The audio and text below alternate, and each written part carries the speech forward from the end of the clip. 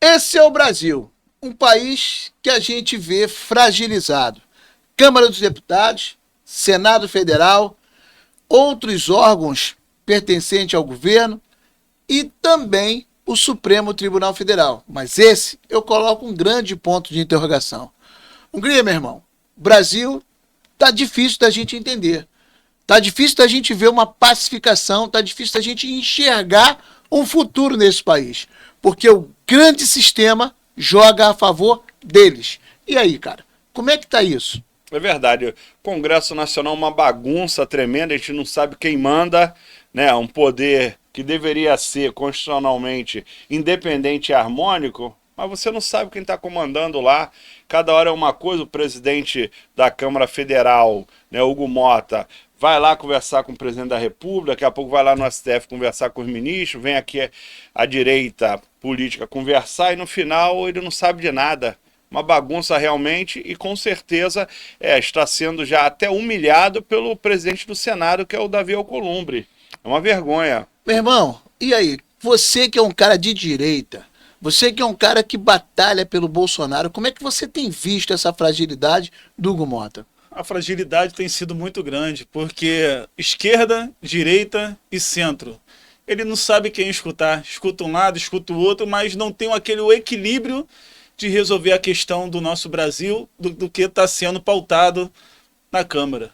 Meu irmão, olha só, eu penso o seguinte, eu vou fazer uma brincadeira aqui. O Brasil tem vários estados, várias unidades da federação. E eu sempre soube que nordestino, meu irmão, nordestino é guerreiro. Cabra macho. É, nordestino é guerreiro. E paraibano, meu irmão, porra, ajudou a construir esse país. É cabra macho, cara. E aí vem o Hugo Mota, que, porra, cheio de, Escorregando. sabe, escorregando. E aí você entende que a política brasileira, eu sempre vou pregar, cara, para você estar à frente de alguma coisa, você não pode ter rastro. Você não pode ter um rabo grande. E aí o que que acontece? A gente vê que o Hugo Mota, por ter problemas relacionados à justiça, ele está lá, preso. Ou seja, o Supremo manda ele fazer as coisas conforme tem que ser feito, de acordo com o interesse do Supremo. E com isso, você vê várias coisas que deveriam estar acontecendo no Brasil, não pode acontecer, porque segue a política ao bel prazer de quem manda, o sistema. É assim que a gente pode enxergar, Hungria? É assim que está acontecendo, né? Na verdade, vou repetir, hoje são 11 ministros do STF, dentre os 11, 8 foram indicados pela esquerda, né? Então, pelo presidente atual Lula e pela ex-presidenta Dilma Rousseff, naturalmente são interesses, por mais que você diga que não tem, mas tem influência. Então, quando você tem uma demanda que você vai esbarrar, né, no próprio presidente da República, né, no Poder Executivo e também no STF, você sempre fica com a pulga atrás da orelha e, querendo ou não, tem um receio, tem um medo sim de ser penalizado. Entendi. E aí, filhão, o que que você fala disso tudo? Pegar um gancho na tua fala, ô, Sá, quando tem a rabiola suja, o cara fica com medo do atual sistema que está comandando o Brasil, a qual foi citado o aumento, né, de cada setor ali colocado pelo PT. Então, o que que acontece? O cara fica com medo de votar tais situações que é de benefício para a população, para o povo e que é de interesse dos brasileiros. É porque ele sabe que vai tomar martelada. Com né? certeza. Ele vai tomar uma martelada. Se ele mijar fora do pinico, meu irmão, ó, pau! É porrada. E aí, cara, olha só.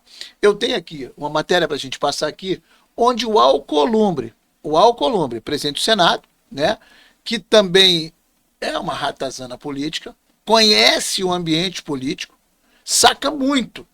Então, ele vê no Hugo Mota um político, entre aspas, novo, né, sem a habilidade para conduzir a Câmara dos Deputados. Porque é o que está acontecendo, ele não está tendo habilidade, ele não está tendo pulso. E por não ter pulso, o que está acontecendo? Meu irmão, tá todo mundo empurrando do jeito que quer. Vamos lá? Olha só. Cara, o Davi Alcolumbre essa semana precisou se manifestar porque há uma fragilidade gritante no Congresso, né? E ela se chama Hugo Mota. O presidente da Câmara ele não consegue comandar a Câmara, ele virou uma espécie de secretário das vontades de diferentes grupos políticos ali que estão desgastando a imagem da casa como nunca, né? Poucas semanas foram tão tristes como essa que a gente viu nessa semana. Começou com o PL criando o cargo de líder fantasma no Congresso para o Eduardo Bolsonaro. Se a moda pega, daqui a pouco vai ter deputado eleito pelo Amapá, por Santa Catarina, por São Paulo, representando seus eleitores morando em Paris, na Itália. Por que não? Se pode morar nos Estados Unidos e ser parlamentar no Brasil, virou uma festa, né? Uma humilhação, um rebaixamento do que é o cargo de deputado, né? A nobre função de deputado federal. Mas Hugo Mota aceitou, fechou, né? Ignorou o estrago que essa nomeação de um deputado que nem no Brasil está, que nem trabalha, como líder da minoria na Câmara. Depois, o Hugo Mota deixou passar com um consórcio, né? Foi uma união de todas as bancadas, aí não tem esquerda, direita, centrão, Exatamente centro. assim. Muitos parlamentares de todas essas correntes apoiaram e votaram a PEC da blindagem, que beneficia presidentes de partido com foro no Supremo, né? A gente está vendo aí alguns presidentes bem enrolados em investigações, e que cria essa blindagem surreal em que os parlamentares têm essa prerrogativa, terão, né, se isso virar lei, né, essa prerrogativa de dizer quem pode ser investigado e quem não pode, né, a depender do crime. Meu irmão, e aí é onde eu quero chegar.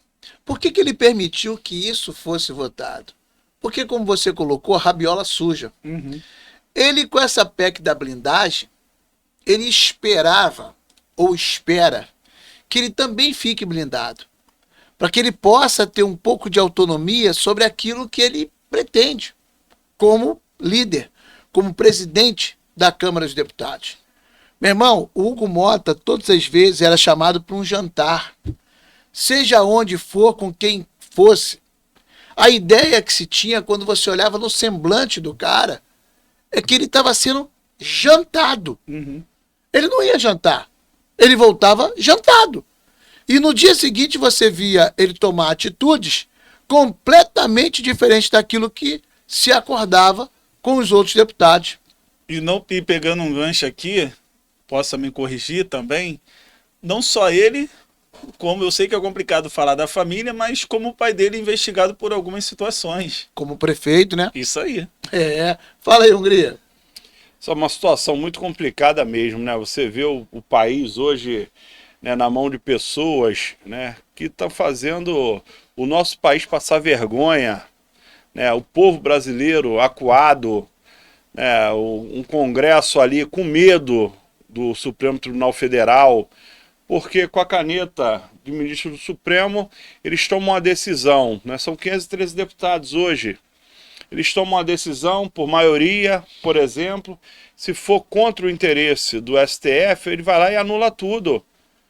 Então, uma situação muito complicada, eles querem fazer, né, a PEC da blindagem justamente para tentar ter uma voz. Porque eu acho o seguinte, se o cara cometeu um crime, né, seja deputado, senador, por exemplo, um crime comum de homicídio, não há por que você blindar o cara. Né? Agora, um crime de opinião, né, um crime que você tenha divergência, por exemplo, com a presidência da República, com outro ministro do Supremo Tribunal Federal, o cara não pode ser punido, senão vira vingança. Uhum. Né? Você é contra, o Saá é contra o nosso ministro do STF, então vamos punir o Saá. Então eu acho que é por aí, é o medo que eles já enxergaram de, durante muitos anos, ter deixado a porta aberta, né, e com muita força para a justiça, e a justiça hoje, como você falou, aparelhada, né, dando, né, os votos, lá, o julgamento, né, os pareceres e as sentenças voltaram para os interesses de quem os colocou ali no Supremo Tribunal Federal. Meu irmão, e a coisa está tão gritante que hoje o deputado tem medo de falar. Na tribuna, é verdade. Né, tem medo de fazer qualquer coisa, e quando muitas das vezes ele quer lutar por alguma coisa, ele tem que fazer motim, para que aquilo que ele quer seja votado. No coletivo. E o resultado de você juntar para contestar ou, quem sabe, reivindicar alguma coisa, está aqui, ó. Olha aqui, ó. Vamos lá. Olha só o resultado do que acontece quando você reivindica. Antecipada pela coluna da Mônica Bergamo na Folha de São Paulo, e nós confirmamos. A informação é de que 14 parlamentares serão punidos. Essa foi a decisão do corregedor da Câmara, o deputado Diego Coronel, do PSD da Bahia.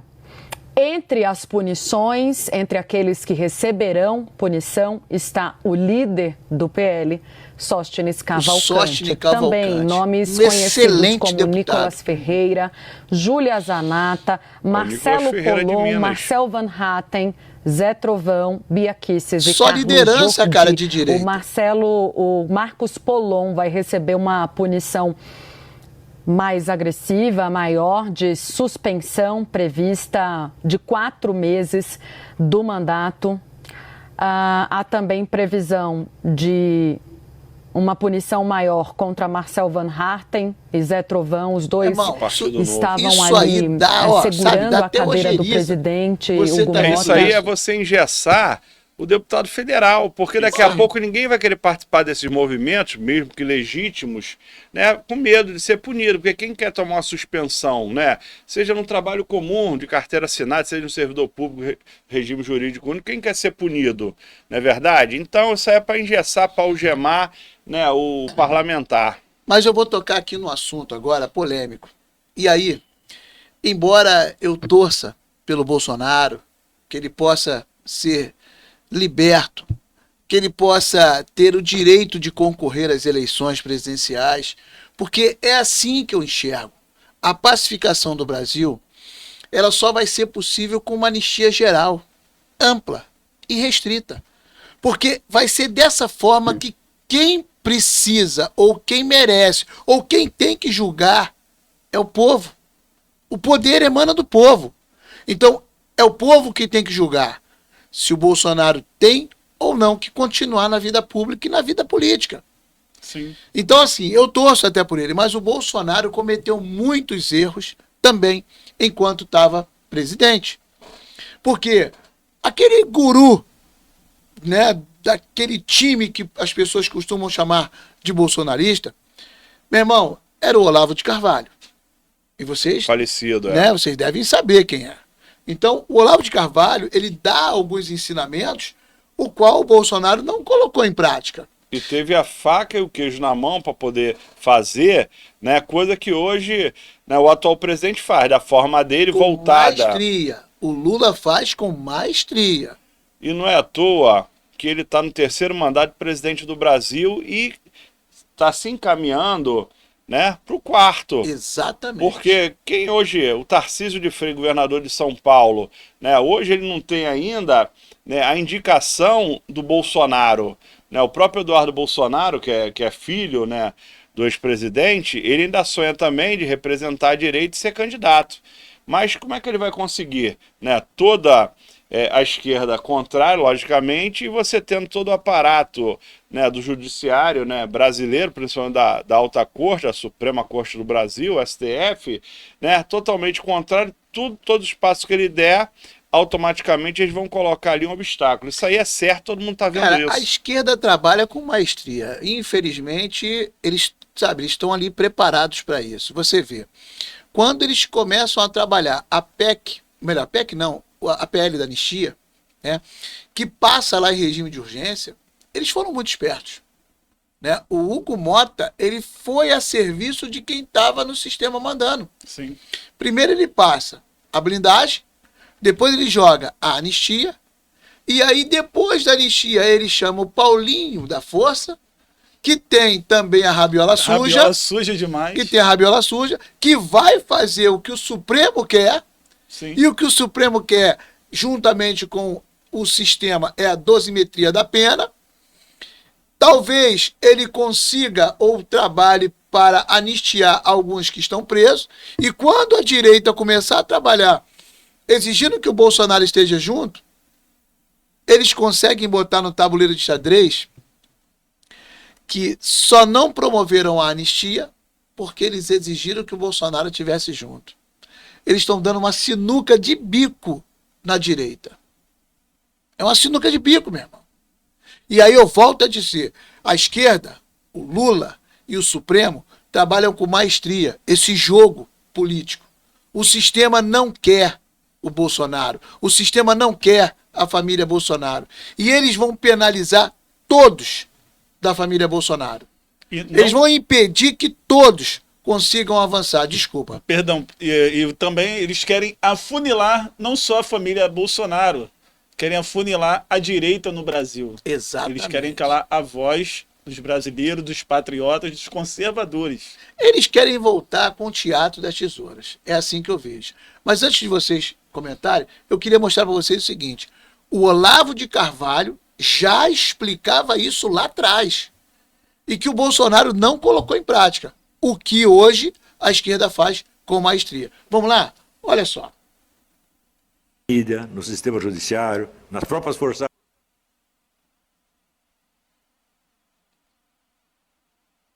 Eu não sei se o Bolsonaro chegou a ler isso. Acho que não, porque senão ele teria pensado um pouco nisso aí. Quando um governante é eleito, a primeira coisa que ele tem que fazer é assegurar que o poder está realmente nas mãos dele. Resolver os problemas nacionais é a segunda etapa. Antes de você fazer uma coisa, você precisa assegurar que você tem os meios de fazê-la. Você não tem os meios de ação, você não vai praticar a ação. E qual é o meio de assegurar a ação? Seria destruir os seus adversários mais pérfidos. Na mídia, no sistema judiciário, nas próprias Forças Armadas. E ele não fez isso até agora. Fez um pouquinho. A gente vê, por exemplo, que ele fala muito mal da mídia. Eu digo, mas você não precisa falar mal. Você simplesmente vasculhe, né, o arquivo, o registro policial dessas pessoas. Você vê que todas elas têm crimes nas costas. Prenda todas. Exatamente assim. Expulsa da profissão. Eu conheço uma lista de pelo menos 30 jornalistas. Né? Por exemplo, aquele cara do Globo que confessa que ter sido agente da KGB. O que é ter sido? O que é um ex-agente da KGB? O chefe da KGB, que é o Vladimir Putin, diz, não existe isso de ex-agente. O Zé Dirceu, ele disse, eu sou um ex-agente do Serviço de Inteligência Militar Cubano. Ex? Como ex? Isso não existe. Você é um agente cubano ainda. Vocês estão vendo? Vocês estão vendo o que o cara fala? Não existe essa coisa do ex. Não existe. O cara tá ali ideologicamente trabalhado, montado, explicado, executado, tudo. Ele não deixa de ser. Então a gente tem aqui no Brasil pessoas infiltradas junto à política brasileira para fazer ideologicamente aquilo que a esquerda quer. Infelizmente o Bolsonaro não atentou para esse detalhe. Ele não atentou para esse detalhe. E hoje ele sofre as consequências de não ter atentado para esse detalhe. Hoje ele é um adversário do sistema. E o sistema vai destruir o Bolsonaro. É desse jeito. Rapaziada, é com vocês. Olha só, eu quero dizer o seguinte. O Bolsonaro teve oportunidade, né? E quem esteve lá e não fez, perdeu a vez. Como foi dito aqui pelo Olavo de Carvalho. Né? O Lula, naturalmente, muito esperto, né? Como eu falei, né? À toa que está 3 vezes aí, né? Presidente do Brasil, né? Caminhando para 4º mandato. Sapo barbudo. Da forma que está acontecendo, já dizia falecido Brizola, né? Que foi governador, né, aqui do estado do Rio Grande do Sul. Então, uma situação complicada, porque em relação ao PL da anistia, o presidente Lula já falou que não assina. Né? Em relação à PEC da blindagem, o STF já está em cima, daqui a pouco manda parar tudo. Né? Porque ali está o poder. Né? Você tem um presidente do Poder Executivo, que é o presidente da República. Você tem o STF, né, que a maioria foram indicados pelo PT, né, pelo atual presidente Lula e pela ex-presidenta Dilma Rousseff. Então ali é o poder. Tudo que for contra o interesse deles, eles vão lá e bloqueiam. E aquilo que é do interesse, eles deixam rolar. Então por isso que hoje a Câmara Federal totalmente atônita, lá você vê o presidente da Câmara Federal, Hugo Mota, lá parece uma barata tonta, a verdade é essa. Já fortalecido o Davi Alcolumbre, né, presidente do Senado, por quê? Porque hoje ele tem, embora seja do União Brasil, né, hoje a Federação União Progressista, ele tem 2 indicações de ministro do governo do Lula. Ele tem os interesses dele não só, né, a nível de Senado, a nível de ministério, mas também a nível do estado do Amapá. Então, resumindo a história, totalmente parcial. E é uma vergonha que a gente está vendo acontecer no Brasil. Rapaz. E Aldin Sá, anulação do condenado, Bolsonaro pecou nessa parte de não ter ali fiscalizado, ter ficado em cima, buscando resposta, o porquê dessa anulação do condenado. E infelizmente o que estamos vivendo aí no nosso Brasil é o seguinte: Sérgio Cabral pegou quantos anos de prisão? Pô, mesmo. Solto. Mais de 400. Né? O que apareceu com dinheiro na cueca. Aquele do PT. Isso. Então, é o que o Aldin falou, que estamos citando aqui. O sistema é todo petista. O que vamos fazer? A verdade é um ditado antigo também, o mundo é dos espertos, né? Então, nesse mundo dos espertos, os espertos foram e são o pessoal da esquerda, porque os da direita, quando o Bolsonaro assumiu o poder, que teve a caneta na mão, né, ele dizia jogar nas 4 linhas, deu no que deu, hoje está inelegível, hoje está com prisão domiciliar, e daqui a pouco, pelo andar da carruagem, vai acabar indo para Papuda. E né? vai morrer lá. Enquanto o presidente Lula, quando foi preso, né, quando foi condenado, ele ficou na sede da Polícia Federal no Paraná, né, lógico, preso é sempre ruim em qualquer lugar, mas tinha uma situação melhor. Mas O numa Bolsonaro, condição mais humana. como justamente, com o Bolsonaro como militar, né, ele pode muito bem ficar preso num quartel, por exemplo, do Exatamente. Exército Brasileiro, mas para ser mais humilhado ainda, não tenham dúvida que primeiro ele vai para Papuda, vai tirar foto, vai raspar a cabeça, vai colocar aquela roupa de quem está preso, para depois, aí sim, eu tenho uma convicção de 99%, depois de passado essa humilhação, vai ser concedida a prisão justiça domiciliar para que ele possa cumprir em casa, né? Mas primeiro ele vai ser humilhado. Já está sendo humilhado, mas vamos colocar ele já está de joelho, vai ficar de 4. Vergonhoso esse país, meu irmão. Vergonhoso. Eu fico triste porque eu sou brasileiro, amo o meu país, sabe? No meu sangue aqui corre o verde e o amarelo, isso aí você pode ter certeza. Eu fico muito triste porque eu queria ver o Bolsonaro concorrendo às eleições. Eu queria que o povo decidisse. O povo é quem tem o direito de julgar. O poder emana do povo, assim diz a nossa Constituição. Constituição essa que o Supremo jurou defender, né? E que eles colocam vários termos para justificar que tudo que eles fazem está dentro da Constituição. A gente é muito pequenininho, né? Está sujeito a tomar as marteladas, até porque a gente contesta e a gente coloca aqui no nosso campo esse ponto de interrogação. Mas a verdade, cara, é que o brasileiro precisa conhecer a política verdadeira, o real da história. E é isso aí, meu amigo. Olha, eu te peço aqui, esse é o Catuque Podcast, inscreva-se no nosso canal, curta o nosso trabalho, vai lá, dê o seu like, inscreva-se, claro, faz lá o seu comentário e ajuda a gente a chegar longe. Hungria, eu vou me despedir, é você agora, Massaranduba, é com vocês. Para mim, a população cada vez mais descrente da política no país, né, e da justiça também, porque cada hora, de acordo com a conveniência, eles mudam de opinião. Né? Uma hora ele chega aqui e fala que essa onça aqui é branca. Daqui a pouco, essa mesma onça branca vira preta. Essa preta vira rosa, daqui a pouco vira verde. Então, a população cada vez mais, irmão, não acredita na política.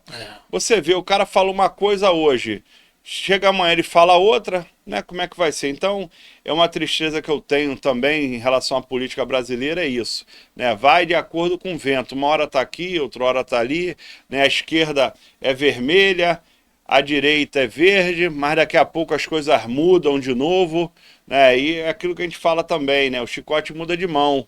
Quem ri hoje pode chorar amanhã, como já choraram antes, né? E o país hoje numa guerra civil, né? O povo brasileiro enfrentando aí um monte de coisas ruins, quando você fala de violência urbana, né? E quando você já sofre na rua, já sofre com trânsito, já sofre com a falta de água, de energia elétrica, né? De transporte, né? A comida cara, né? Tudo difícil, o vestuário também, né? Para você poder comprar uma roupa cada vez mais difícil, né? Essa situação acontecendo aí, né? Do tarifaço. Então, o que o povo brasileiro vai esperar? Será que vai ficar vivendo a vida toda de Bolsa Família, né? De ajuda do governo? né? E o governo acaba, quem dá ajuda acaba se perpetuando. É verdade. Porque o povo aqui embaixo, infelizmente, né, ao invés de pegar a vara de pescar e ir lá, né, no rio pegar o peixe, né, ele prefere pegar o peixe pronto, tranquilidade, come, bebe, dorme e acabou. E acho que o governo é bom e vai viver sempre, infelizmente, na pobreza. Então, mais uma vez, eu agradeço a todos e todos. Ajude a gente comentando, curtindo, compartilhando, se inscrevendo no canal, mandando sugestões e perguntas pra gente aqui no Catuque Podcast. Filhão. Agradecer a vocês, amigo Saá, o amigo Aldir Hungria, produção. Lembre-se, aqueles que não lutam pelos seus direitos jamais serão dignos deles. Coloque aí Hope nos comentários e vamos para cima. Deus, pátria, família, liberdade, Jesus no coração. Deus é a nossa força. Fiquem com Deus. Hope!